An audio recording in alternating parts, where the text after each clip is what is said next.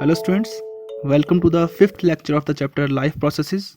In the last four lectures, we discussed in detail about basics of life processes, nutrition, digestion, digestion in human beings, and respiration.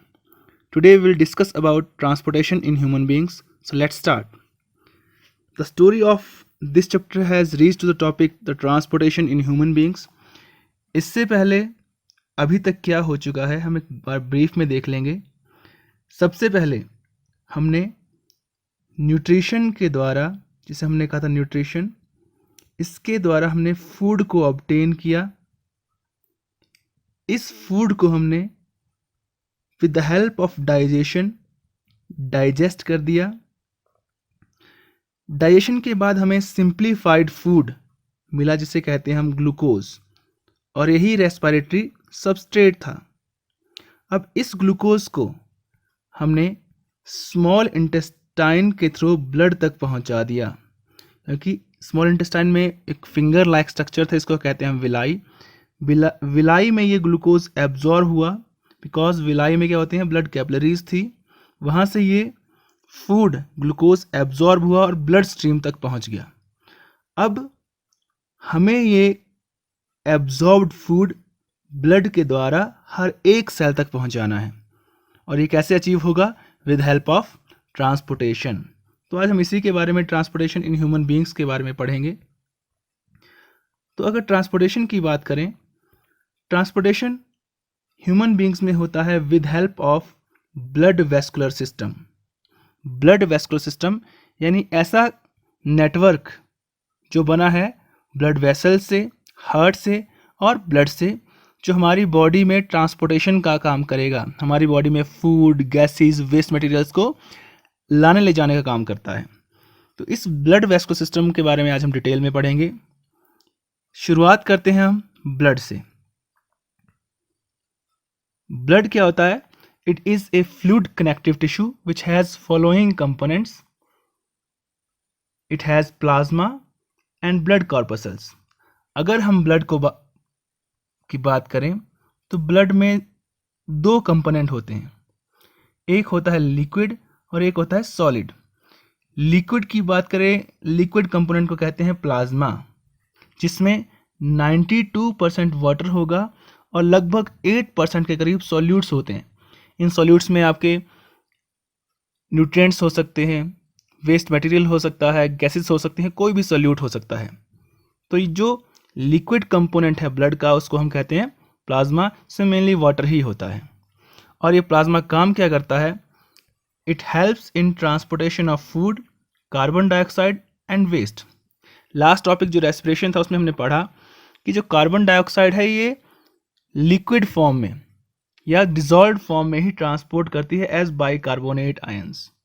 तो plasma ही इस carbon dioxide को transport करने का काम करता है. The second component is blood corpuscles.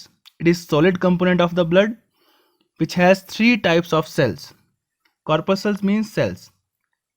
Red blood corpuscles, white blood corpuscles and platelets. Red blood corpuscles या RBCs बोलते हैं हम, red blood cells. इसमें होता है एक पिगमेंट हीमोग्लोबिन, जिसकी वजह से ये लाल रंग के दिखते हैं. और RBC हेल्प करता है ऑक्सीजन के ट्रांसपोर्टेशन में. हमारी बॉडी में जो ऑक्सीजन हर एक सेल तक पहुंचती है, उसे पहुंचाने में कौन हेल्प करता है? आरबीसी, जो हम लास्ट टॉपिक में पढ़ चुके हैं. जो WBC इनको बोलते हैं वाइट ब्लड सेल्स और corpuscles. These are the soldiers of the body. ये हमें इम्यूनिटी देते हैं. ये फॉरेन पार्टिकल्स, एंटीजन, जब बैक्टीरिया हुआ, वायरस हुआ, इनको मारने का काम करते हैं और हमारी बॉडी को इनसे बचाते हैं. जो थर्ड है प्लेटलेट्स. ये वो पार्टिकल्स हैं, वो सेल्स हैं जो हमारी बॉडी में ब्लड क्लॉटिंग करवाता है. अगर हमारी बॉडी में किसी पार्ट में कोई इंजरी हो जाती है तो बहुत ब्लड लॉस हो सकता है वहाँ से. तो उस ब्लड लॉस को रोकने के लिए उस साइट को सील किया जाता है with help of A blood clot. और उस ब्लड क्लॉट में कौन हेल्प करता है? Blood platelets. तो ये कहानी थी ब्लड कॉर्पसल्स की. तो हमने देखा कि ट्रांसपोर्टेशन ऑफ ह्यूमन बीइंग्स में पहला जो कंपोनेंट है ब्लड वेस्कुलर सिस्टम का, वो है ब्लड, जिसमें दो कंपोनेंट हैं. First is liquid component which is known as plasma, which is mainly composed of water and some solutes. It help in transportation of food, carbon dioxide and the waste products. The second component, which is solid one, it is made of blood corpuscles or blood cells. Blood has three types of cells: red blood cells, white blood cells and platelets, which have their own functions. Now let's move to the second component, which is heart. हम सभी जानते हैं heart क्या है. Heart is a muscular pumping organ of the body. ये हमारे blood को pump करने में हेल्प करता है. It is a muscular organ of a size of fist, यानी हमारी एक मुट्ठी, जो हमारा हाथ इसको बंद कर लें तो इसके साइज का ही होता है. और ये मस्कुलर ऑर्गन है जो पंप करता है ब्लड को पूरी बॉडी में. इसकी जो प्रोटेक्टिव मेम्ब्रेन है, इसके आउटसाइड को बोलते हैं पेरिकार्डियम. मान लिया अगर ये हार्ट है, इसके अराउंड एक फ्लूइड फील्ड सैक रहेगा जिसमें फ्लूइड भरा रहेगा, उसको बोलते हैं पेरिकार्डियम. कार्डिया यानी हार्ट, पेरी यानी उसके अराउंड. जैसे हमने लंग्स में पढ़ा था, उसको प्लूरा कहते थे. लंग्स के अराउंड की जो कवरिंग थी उसको कहते हैं प्लूरा. जैसे ब्रेन के अराउंड थी उसको कहते हैं मेनिंग्स. ये हम 9th क्लास में वैसे पढ़ चुके हैं. यही क्वेश्चंस बार बार पूछे जाते हैं आपके बोर्ड एग्जामिनेशन में भी और NET में भी. इसको ध्यान रखना है कि हार्ट के अराउंड क्या होता है, पेरिकार्डियम मेम्ब्रेन सैक होता है जो इसको बचाता है शॉक वगैरह से. अगर हम बेसिक स्ट्रक्चर की बात करें हार्ट की, तो हार्ट अगर हम उसको सिंपल स्ट्रक्चर बनाएं इस तरह से, तो हार्ट को हम 4 चैम्बर्स में बांट सकते हैं. इस साइड हमारे पास है left auricle and this is left ventricle, and यहाँ रहेगा right auricle and right ventricle. Means जो अपर दो हैं वो ऑराइकल्स होते हैं और लोअर दो हैं उसको बोलते हैं वेंट्रिकल्स. तो जो ह्यूमन हार्ट है वो 4 चैम्बर्ड होता है. आप पढ़ेंगे अपने एडवांस क्लासेस में 11th क्लास में कि हार्ट का इवोल्यूशन कैसे हुआ. पहले ये एक सिंगल सैक लाइक स्ट्रक्चर हुआ करता था, उसके बाद इसमें 2 चैम्बर आए, फिर 3 चैम्बर, फिर incompletely 4 chambered, then 4 chambered. Because humans are the most advanced animals, they have 4 chambered heart. इसके बारे में डिटेल में हम पढ़ेंगे. Heart has valves to ensure unidirectional flow of the blood. Means in 4 chambers में ब्लड फ्लो होता है. ऑराइकल से वेंट्रिकल में ब्लड जाता है. अब इस फ्लो को रेगुलेट करने के लिए जो ऑराइकल से वेंट्रिकल में आ रहा है या वेंट्रिकल से बॉडी में जा रहा है या हमारे लंग्स तक जा रहा है, इस फ्लो को रेगुलेट करने के लिए वॉल्व्स लगे होते हैं, यानी मस्कुलर डोर्स, उन्हें कहते हैं हम वॉल्व्स. उनकी क्लोजिंग एंड ओपनिंग से ही ब्लड का फ्लो होता है एक चैम्बर से नेक्स्ट चैम्बर में. इनके बारे में भी हम डिटेल में पढ़ेंगे अभी. So let's see the diagram of the heart in detail. जैसे कि हमने कहा हार्ट में 4 चैम्बर्स होते हैं. So here 1, 2, 3 and 4. These are 4 chambers of heart. ऊपर के 2 पोर्शन में कहा था this is called left auricle, this is left ventricle, this is right auricle and this is right ventricle. तो ये 4 चैम्बर हुए हार्ट के.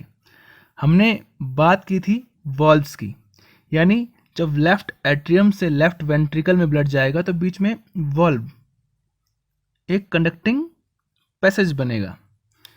जो लेफ्ट ऑराइकल और लेफ्ट वेंट्रिकल के बीच का वॉल्व है उसको कहते हैं मिट्रल वॉल्व या बाइकस्पिड वॉल्व. बाइकस्प यानी विच हैव 2 फ्लैप्स, इसको कहते हैं बाइकस्पिड वॉल्व. लेफ्ट ऑराइकल से ब्लड पहुंचता है लेफ्ट वेंट्रिकल में. जब ये बाइकस्पिड वॉल्व या मिट्रल वॉल्व ओपन हो जाएगा, लेफ्ट वेंट्रिकल जैसे ही कांटेक्ट करेगा, जो ब्लड है वो ऑर्टा के थ्रू पूरी बॉडी में पहुंच जाता है. जो हमारी मेन आर्टरी है उसको बोलते हैं aorta, this is largest artery. इसके थ्रू पूरी बॉडी में ब्लड चला जाता है. अब बात करें राइट ऑराइकल से जब राइट वेंट्रिकल में ब्लड जाएगा तो बीच में जो वॉल्व पड़ता है उसको बोलते हैं हम ट्राइकस्पिड वॉल्व. ट्राइकस्पिड यानी जिसमें 3 कस्प्स, 3 हमारे पास क्या है, फ्लैप्स होते हैं, उसको बोलते हैं ट्राइकस्पिड वॉल्व. यहाँ से ब्लड राइट वेंट्रिकल से जाएगा हमारे पास लंग्स के पास. कहाँ जाता है ये, लंग्स के पास चला जाएगा. हम बात करते हैं किस तरह से इसकी मूवमेंट हो रही है. पहले अगर हम यहाँ पे एक स्कीमेटिक लंग्स बना लें, यहाँ पे अगर ये 2 लंग्स हैं, ओनली आपको ऐसे रिप्रेजेंट करने के लिए। तो लंग्स से ऑक्सीजनेटेड ब्लड पल्मोनरी वेन्स के थ्रू हमारे पास आता है। लंग्स से पल्मोनरी वेन्स के थ्रू हमारे हार्ट के फर्स्ट चैम्बर यानी लेफ्ट ऑराइकल में ब्लड पहुंच जाएगा। इस ब्लड में ऑक्सीजन भरी रहती है। अब लेफ्ट ऑराइकल से लेफ्ट वेंट्रिकल पहुंचेगा और लेफ्ट वेंट्रिकल से ओर्टा के थ्रू पूरी बॉडी में ऑक्सीजनेटेड ब्लड पहुंच जाता है। अब बात करें जो हमारे पास ब्लड आएगा बिना ऑक्सीजन वाला वेन्स के थ्रू हार्ट तक, तो जो हमारे पास पल्मोनरी आर्टरी है, पल्मोनरी आर्टरी यहाँ बनाई गई है। पल्मोनरी आर्टरी के थ्रू राइट ऑराइकल में हमारे पास ब्लड पहुंच जाता है। कहाँ पहुंचेगा? राइट ऑराइकल में पल्मोनरी आर्टरी के थ्रू। इसमें कौन सा है? डीऑक्सीजनेटेड ब्लड है। फिर राइट ऑराइकल से राइट वेंट्रिकल में डीऑक्सीजनेटेड ब्लड पहुंचेगा और राइट वेंट्रिकल से ये कहाँ जाएगा? लंग्स के पास जाएगा, ताकि इस ब्लड में अब ऑक्सीजन भरी जा सके। फिर जैसे ही लंग्स में ब्लड का ऑक्सीजन फिर से हो जाएगा, तो यहाँ से ये पल्मोनरी वेन के थ्रू फिर से हमारे पास ये लेफ्ट ऑराइकल में ऑक्सीजनेटेड ब्लड पहुंच जाएगा। इस तरह से ब्लड का ऑक्सीजनेशन चलता है with help of heart and lungs. तो ये डिटेल स्ट्रक्चर था हार्ट का। इसमें कुछ और स्ट्रक्चर भी होते हैं, जैसे SA नोड इसको कहा जाता है, ये बनाया गया है। इसको कहते हैं sino atrial node, SA node. SA node ही वो ऑर्गन है जो इम्पल्स यानी करंट जनरेट करता है और उसी करंट की हेल्प से हार्ट हमारा कॉन्ट्रैक्ट और रिलैक्स करता है, पंपिंग करता है। अगर ये SA नोड ना हो तो हमारा हार्ट पंप ब्लड को पंप नहीं कर सकता, क्योंकि SA नोड करंट जनरेट करती है और इसी से हमारा हार्ट कॉन्ट्रैक्ट या रिलैक्स करता है। SA नोड को हम कॉमनली कहते हैं पेस मेकर। क्या कहते हैं इसको हम? Pacemaker of heart. Pacemaker एक डिवाइस है, ये एक मैनमेड डिवाइस है जो करंट जनरेट करती है। अगर SA नोड हमारे ढंग से काम ना कर रही हो तो पेस मेकर को इसकी जगह लगा दिया जाता है और हमारा हार्ट फिर से फंक्शनिंग करना शुरू कर देता है। SA नोड के बाद एक और नोड दी जाती है, उसको कहते हैं हम AV नोड या एट्रियोवेंट्रिकुलर नोड। SA नोड से करंट पास होता है AV नोड में और AV नोड से ये पूरे वेंट्रिकल्स में फैल जाता है। AV नोड को कहते हैं pacesetter of the heart. क्या कहते हैं इसको हम? Pacesetter. यानी पेस मेकर कौन हुआ? SA node. और पेस सेटर कौन हुआ? AV node. तो आपने देखा कि हार्ट में मेनली 4 चैम्बर्स हैं, 2 ऑराइकल्स, 2 वेंट्रिकल्स। लेफ्ट ऑराइकल और लेफ्ट वेंट्रिकल के बीच में जो वॉल्व है उसको कहते हैं मिट्रल वॉल्व। राइट ऑराइकल और राइट वेंट्रिकल के बीच में वॉल्व है, उसको कहते हैं हम ट्राइकस्पिड वॉल्व। जो वेंट्रिकल से आगे वॉल्व होते हैं, जो वेंट्रिकल से यानी ये वॉल्व है जो वेंट्रिकल से पूरी बॉडी को जा रहा है, उसे कहते हैं हम सेमी ल्यूनर वॉल्व्स। क्या कहते हैं उनको हम? Semi lunar valves. वेंट्रिकल से जो भी आगे वॉल्व होगा उसको हम सेमी ल्यूनर वॉल्व भी कहेंगे, चाहे वो लेफ्ट वेंट्रिकल से हो या राइट वेंट्रिकल से हो। इसके बाद हमने देखा कि जो हार्ट का पेस मेकर है उसको कहते हैं साइनो एट्रियल नोड और जो पेस सेटर है उसको बोलते हैं हम एट्रियोवेंट्रिकुलर नोड। तो ये डिटेल स्ट्रक्चर था ह्यूमन हार्ट का। हम कोर्स देखेंगे ब्लड का। जो ऑक्सीजनेटेड ब्लड होगा, ऑक्सीजन से रिच ब्लड होगा, वो किसके थ्रू आएगा? पल्मोनरी वेन के थ्रू आएगा। कहाँ से आएगा? पल्मोनरी वेन के थ्रू लंग्स से आता है और कहाँ पहुँचता है? लेफ्ट एट्रियम में या लेफ्ट ऑराइकल में। लेफ्ट एट्रियम में ये बाइकस्पिड वॉल्व या मिट्रल वॉल्व को क्रॉस करके लेफ्ट वेंट्रिकल तक पहुँचेगा और वहाँ से सेमिल्यूनर वॉल्व को क्रॉस करके बॉडी तक पहुँच जाएगा। यानी पहले लंग्स से pulmonary when I oxygenated blood लेके, उसने ब्लड को छोड़ा लेफ्ट एट्रियम में, उसने ब्लड को छोड़ा लेफ्ट एट्रियम में, लेफ्ट एट्रियम से लेफ्ट वेंट्रिकल में और लेफ्ट वेंट्रिकल से ये ओर्टा के थ्रू पूरी बॉडी में पहुंच जाता है। अगर हम बात करें डीऑक्सीजनेटेड ब्लड की, ये आता है पल्मोनरी आर्टरी के थ्रू, पूरी बॉडी से पल्मोनरी आर्टरी के थ्रू हमारे हार्ट में पहुंचता है डीऑक्सीजनेटेड ब्लड। यहाँ से पहुंचेगा पल्मोनरी आर्टरी से राइट एट्रियम में, then to right ventricle and from right ventricle to the lungs for the oxygenation of blood. फिर लंग से पल्मोनरी वेन के थ्रू हमारे पास कहाँ पहुँच जाएगा, लेफ्ट एट्रियम में पहुँच जाता है। इस तरह से सर्कल चला रहता है। तो ह्यूमन के केस में हार्ट को पूरी बॉडी का एक चक्कर कंप्लीट करने में 2 सर्कुलेशन लगाने पड़ते हैं। इस प्रोसेस को कहते हैं डबल सर्कुलेशन। अब आप सोच रहे होंगे ये 2 सर्कुलेशंस कौन सी हैं। हम इसको एक डायग्राम की तरफ मदद से देखेंगे। अगर ये हमने 2 लंग्स बना दिए और ये है हमारे पास ह्यूमन हार्ट, और स्कीमेटिक डायग्राम है। हमने कहा जो ऑक्सीनेटेड ब्लड है वो लंग्स से आता है लेफ्ट ऑराइकल में with help of pulmonary vein. Lungs से पल्मोनरी वेन के थ्रू लेफ्ट ऑराइकल में ऑक्सीजन वाला ब्लड पहुंच जाता है। लेफ्ट ऑराइकल से जाएगा ये लेफ्ट वेंट्रिकल में, और लेफ्ट वेंट्रिकल से पूरी बॉडी में पहुंच जाता है ताकि बॉडी के सेल्स की ऑक्सीजन नीड कंप्लीट हो सके। फिर पूरी बॉडी से ये ब्लड कहाँ पहुंचेगा, हमारे लेफ्ट वेंट्रिकल में।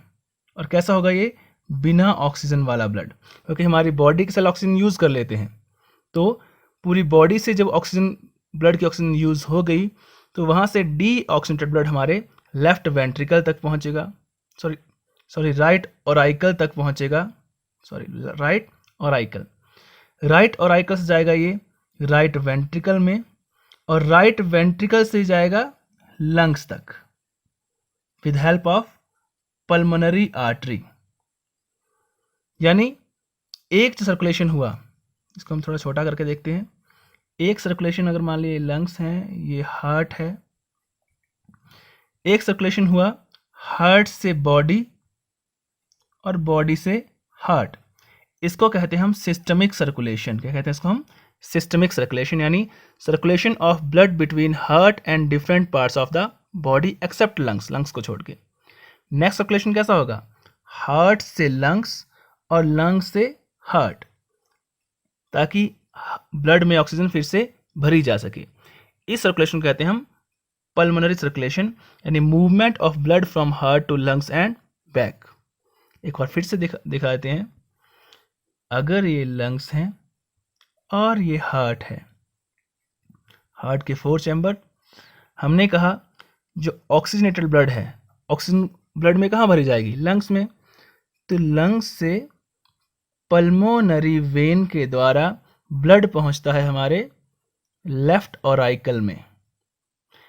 लंग्स से पल्मोनरी वेन के द्वारा ऑक्सीनेटेड ब्लड पहुंचेगा आपके लेफ्ट ऑराइकल में, लेफ्ट ऑराइकल से लेफ्ट वेंट्रिकल में, और लेफ्ट वेंट्रिकल से कहाँ जाएगा, ये पूरी बॉडी तक पहुंच जाएगा ताकि हमारे हर एक सेल को ऑक्सीजन मिल सके।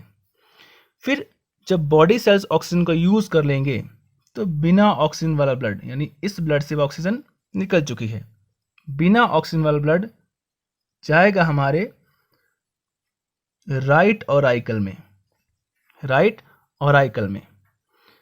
ऑराइकल से बिना ऑक्सीजन ब्लड जाएगा राइट वेंट्रिकल में, और राइट वेंट्रिकल से ये बिना ऑक्सीजन वाला ब्लड पहुंचेगा लंग्स तक with help of pulmonary artery.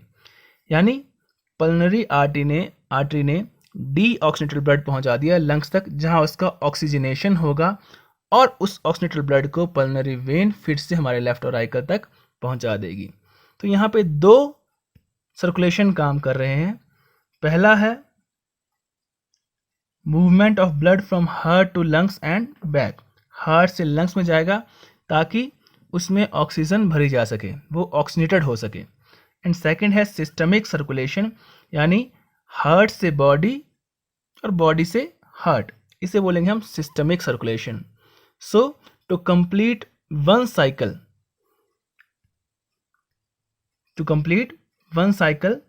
The blood passes through heart twice.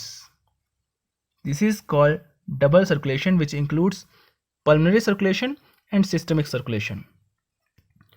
अब बात करते हैं हम ब्लड वेसल्स की। हमने देखा ब्लड वेस्कुलर सिस्टम में 3 कंपोनेंट थे, blood, heart and blood vessels. Blood में 2 पार्ट होते हैं, एक लिक्विड एंड एक सॉलिड।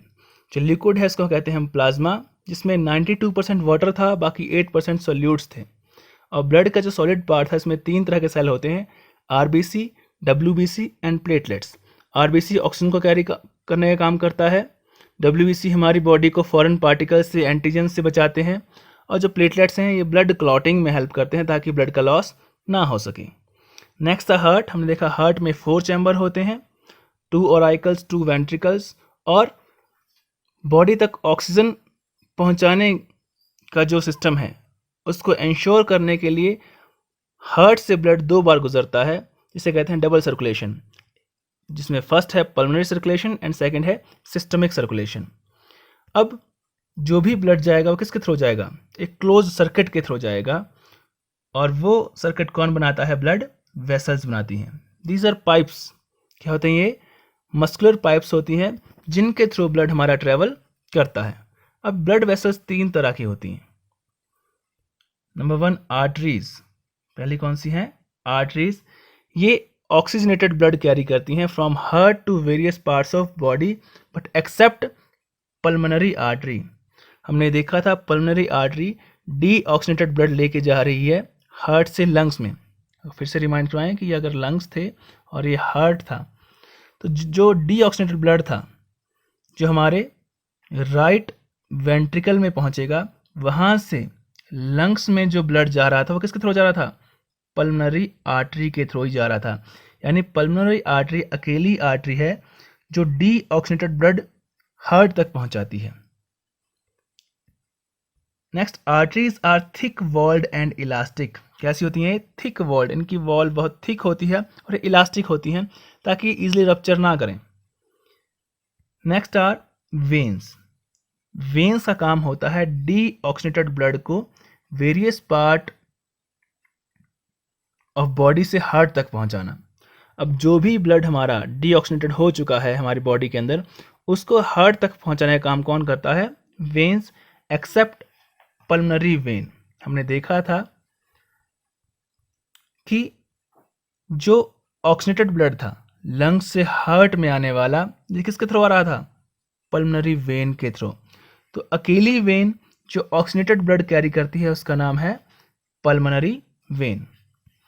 जो वेन्स होती हैं इनकी वॉल थिन होती है क्योंकि इनमें ब्लड फ्लो स्लो होता है, तो उसको थिक वॉल्स की जरूरत नहीं पड़ती है।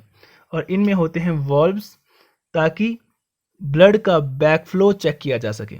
अब पूरी बॉडी से हार्ट तक ब्लड पहुंचेगा, ठीक है, तो इसका मूवमेंट स्लो रहता है, और ताकि ब्लड बैक फ्लो ना करे इसके लिए इसमें क्या होते हैं? वॉल्व्स होते हैं, चेक पॉइंट्स, ताकि एक ही साइड का फ्लो बना रहे।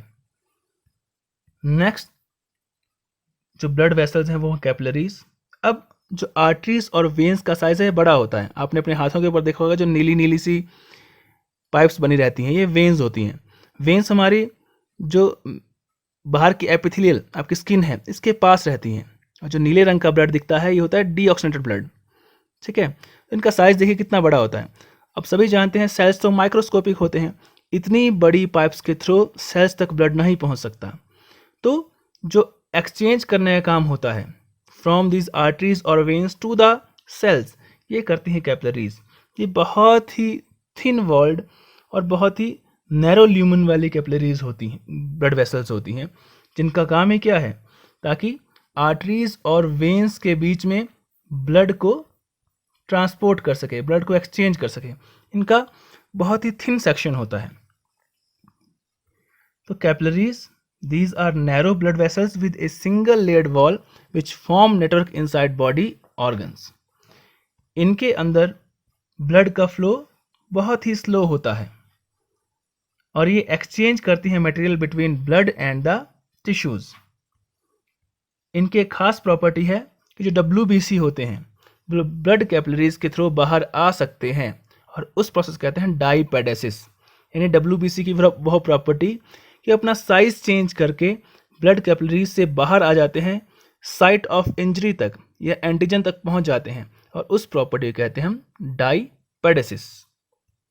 तो ये स्टोरी थी ब्लड वेसल्स की। हमने देखा ब्लड वेसल्स 3 तरह की होती हैं, आर्टरीज, वेन्स एंड कैपिलरीज। जो आर्टरीज हैं ये ऑक्सीजनेटेड ब्लड लेके जा रही हैं heart to body except pulmonary artery. और ये होती हैं थिक वॉल्ड, क्योंकि ब्लड का जो प्रेशर है वो हाई रहता है आर्टरीज में, तो वो थिक वॉल्ड होंगी और उनमें वॉल्व्स नहीं होते हैं। वेन्स बिना ऑक्सीजन वाला ब्लड लेके जाती हैं बॉडी से हार्ट में, एक्सेप्ट पल्मोनरी वेन, और ये थिन वॉल्ड होती हैं, इनमें वॉल्व्स होते हैं ताकि बैक फ्लो ऑफ ब्लड रोका जा सके। कैपिलरीज बिल्कुल थिन वॉल्ड ब्लड वेसल्स हैं जो एक्सचेंज करती हैं ब्लड को up to the cellular level, उसे कहते हैं हम कैपिलरीज। ये बहुत ही थिन वॉल्ड होती हैं। अब हम डिस्कस करेंगे ब्लड क्लॉटिंग। हमने कहा था जो थर्ड कंस्ट्रेंट था ब्लड सेल का वो थे प्लेटलेट्स। प्लेटलेट्स का काम होता है ब्लड क्लॉटिंग करवाना, यानी जहां इंजरी हो चुकी है उस साइड को कवर करना ताकि ब्लड लॉस ना हो सके, बीपी हमारा डाउन ना हो। तो उस प्रोसेस को कहते हैं ब्लड क्लॉटिंग। इस केस में क्या होता है, मान लिया जो इंजर्ड टिश्यू है, जहां इंजरी हो चुकी है, उस इंजर्ड टिश्यू और प्लेटलेट्स जो उस साइड पे मौजूद रहेंगे ब्लड में, वो एक प्रोटीन थ्रोम्बोप्लास्टिन रिलीज करते हैं। कौन सा? थ्रोम्बोप्लास्टिन ये रिलीज करते हैं। यही thromboplastin in presence of calcium ions prothrombin को थ्रोम्बिन में कन्वर्ट कर देता है। यानी जो प्रोटीन थ्रोम्बोप्लास्टिन रिलीज हुआ, अब ये एज ए कैटलिस्ट एक्ट कर रहा है इस रिएक्शन को कैटलाइज करने में, जो प्रोथ्रोम्बिन से थ्रोम्बिन बना देती है। फिर से समझते हैं, जो इंजर्ड टिश्यू थे साइड पे और जो प्लेटलेट्स थे उस साइड पे, वो थ्रोम्बोप्लास्टिन रिलीज करेंगे। थ्रोम्बोप्लास्टिन प्रोथ्रोम्बिन से थ्रोम्बिन बनाने में हेल्प करता है, उस रिएक्शन को कैटलाइज करेगा in presence of calcium ions. अब ये थ्रोम्बिन जो नेक्स्ट रिएक्शन है फिब्रिनोजन से फिब्रिन बनाने वाली, इसको कैटलाइज करेगा। यानी अब थ्रोम्बिन जो बना है वो एज ए एंजाइम एक्ट करेगा फिब्रिनोजन से फिब्रिन बनाने में in presence of calcium ions, और जो फिब्रिन है ये पॉलीमराइज होके ब्लड क्लॉट बना देगा। इस तरह से ब्लड क्लॉटिंग होती है ताकि हमारा ब्लड लॉस बच जाए। फिर से देखते हैं एक बार ब्रीफ में। इंजर्ड टिश्यू और ब्लड प्लेटलेट्स थ्रोम्बोप्लास्टिन रिलीज करेंगे। थ्रोम्बोप्लास्टिन प्रोथ्रोम्बिन से थ्रोम्बिन बनाने में वाली रिएक्शन को कैटलाइज करेगा in presence of calcium ion. जो थ्रोम्बिन इस रिएक्शन में बना, ये फिब्रिनोजन को फिब्रिन बनाएगा in presence of calcium ion, और ये फिब्रिन पॉलीमराइज करके ब्लड क्लॉट बना देगा। इसको कहते हैं कास्केडिंग इफेक्ट। कास्केडिंग इफेक्ट यानी जो रिएक्शन का एक प्रोडक्ट है वो नेक्स्ट रिएक्शन को कैटलाइज करेगा, इसे कहते हैं कास्केड इफेक्ट। तो इस तरह से हमारी बॉडी में ब्लड क्लॉट होता है with help of various proteins, calcium ions. अब बात करते हैं ब्लड में एक और फ्लूइड रहता है, इसको कहते हैं लिम्फ। लिम्फ एक तरह से मीडिएटर है जो ब्लड और टिश्यूज के अंदर डिफरेंट मटेरियल्स को एक्सचेंज करने का काम करता है। ये एक येलो विस्कस फ्लूइड है which is formed from tissue fluid by special lymph capillaries. ये टिश्यू फ्लूइड्स भी कह देते हैं इसको कई बार। तो ये डाइजेस्टेड एंड एब्जॉर्ब्ड फैट लेके जाता है इंटेस्टाइन से। हमने देखा तो जो विलाई थी उसमें लैक्टील एक लिम्फ वेसल थी, और यही हमारे डाइजेस्टेड फैट को लेके जा रही थी।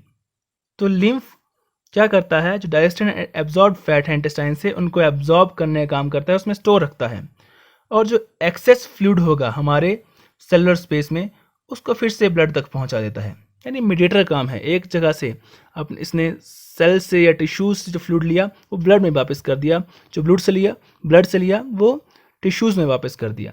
तो ये मीडिएटर है। इसमें WBC बहुत ही अमाउंट में रहते हैं, और यहीं पे एंटीजन और एंटीबॉडी के बीच में रिएक्शन चलता है। तो हमने कुछ डिटेल्स देखी है